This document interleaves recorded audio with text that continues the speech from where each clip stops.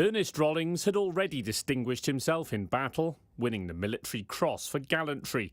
But it wasn't till later that the former cavalryman turned tank commander was involved in a raid that not only changed his life, but also the course of the war.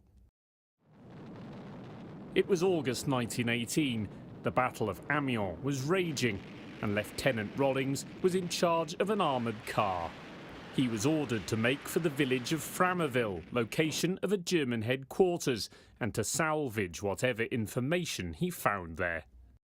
He mounted the steps outside with his revolver in his hands, not knowing what he was going to face when he went in, when he opened the door. But when he went in, he found that there were lots and lots of maps, secret documents and so on and so forth. He even took hold of the telephone that was there, and he hurriedly gathered together everything that he could. It turned out that Ernest had found a complete plan of the German defences, information which caused Allied High Command to change its plans, possibly shortening the war. Later, he returned to life as a police officer, but his story eventually found its way into a national newspaper, which launched an appeal for who they named the man who ended the war. Another officer came forward and said, I can say that that was Ernest Rollings. So it wasn't Ernest himself who came forward. He didn't push himself in that sense. And it just snowballed from there, really.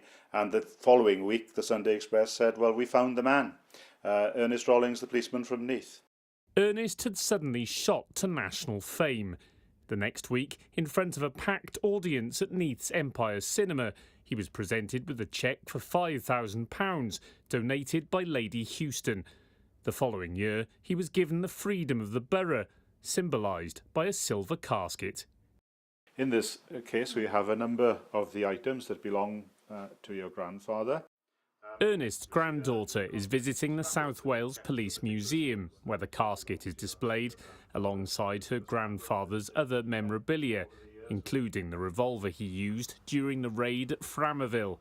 She remembers a kind and gentle character who never talked about his accomplishments. I knew him as a fairly quiet, reserved man, and I think what he enjoyed most was being in the company of his family, and I don't think he had much pleasure from being recognised. I don't have the words to express the way I feel. I find it absolutely overwhelming that his actions and heroism led to so many lives being saved.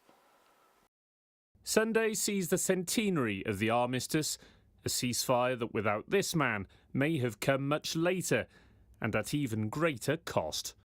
Richard Morgan, ITV News in Bridgend.